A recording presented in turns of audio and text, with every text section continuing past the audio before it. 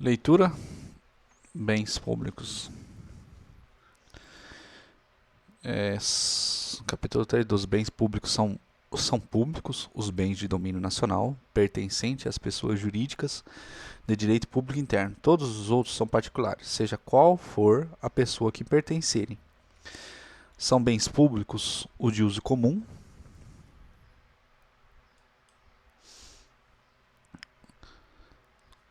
o de uso comum do povo, tais como os rios, mares, estradas, ruas e praças.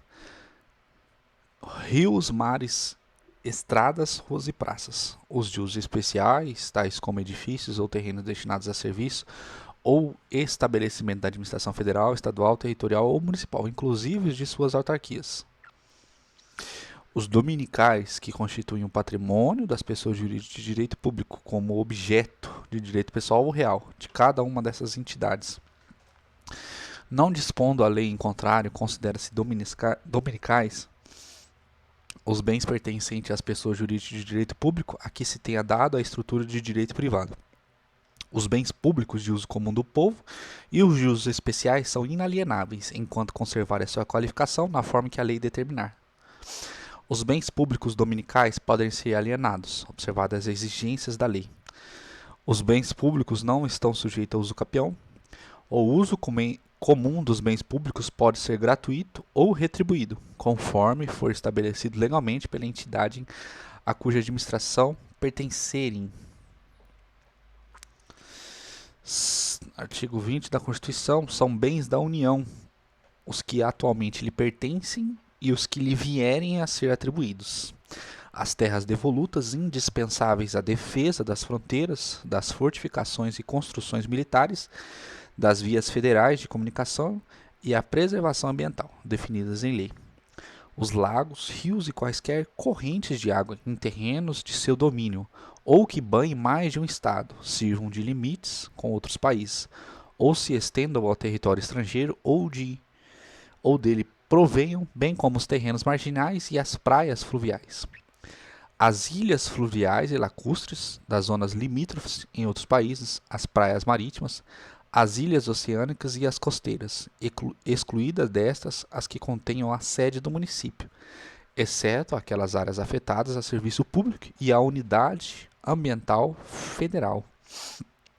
Os recursos naturais de plataforma continental e da zona econômica exclusiva, o mar territorial, os terrenos de marinha e seus acrescidos, os potenciais de energia hidráulica, os recursos minerais, inclusive os de subsolos, as cavidades naturais, subterrâneas e os sítios arqueológicos e pré-históricos, as terras tradicionalmente ocupadas pelos índios. É assegurada, nos termos da lei,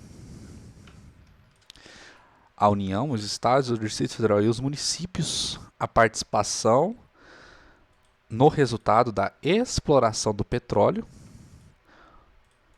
ou gás natural, dos recursos hídricos para fins de geração de energia elétrica e outros minerais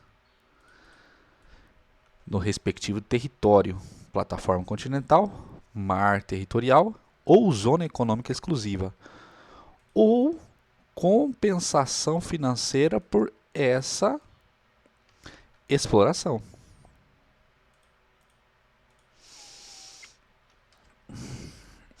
Houve alteração em 2019, no texto constitucional aí.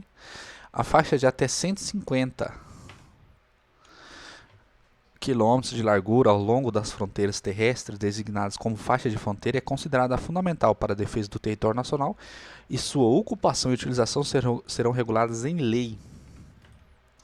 Inclui-se entre os bens dos estados as águas superficiais ou subterrâneas fluentes, emergentes e em depósitos, ressalvadas neste caso, na forma da lei, as decorrentes de obras da União.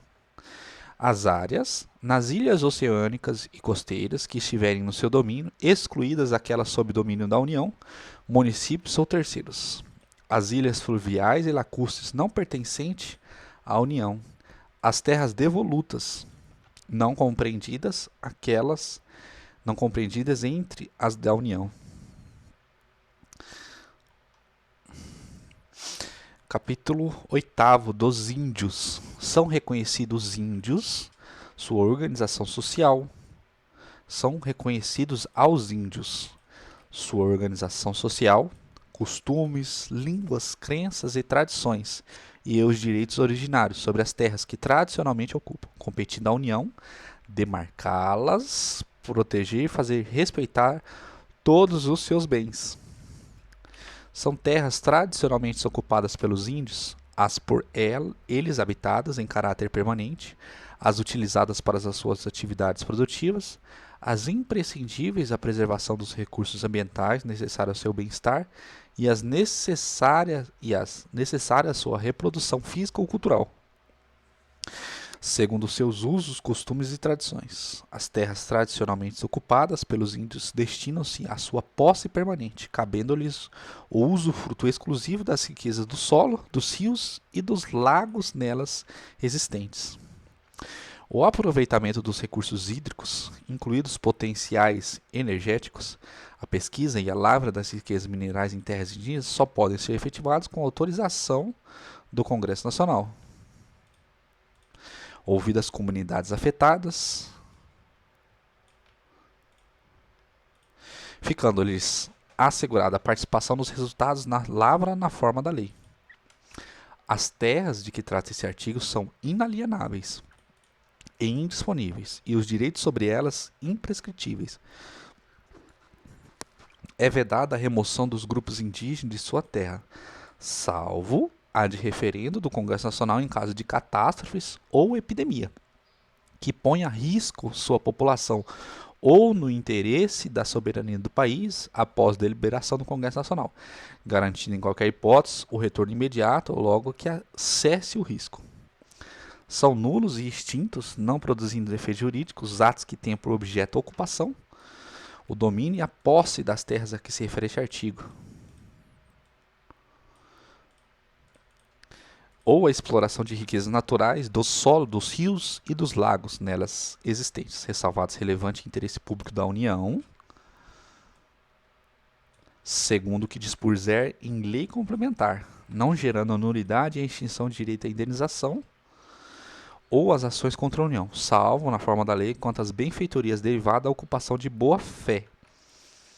Não se aplica às terras indígenas, no disposto no 174, parágrafo 3º e 4º.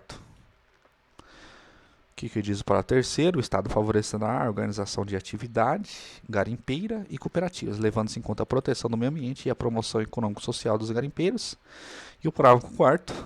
As cooperativas a que se refere o parágrafo anterior terão prioridades na autorização e concessão para pesquisa e lavra de recursos e jazidas de minerais garimpáveis nas áreas onde estejam atuando e naquelas fixadas de acordo com o artigo 21, 25 na forma da lei.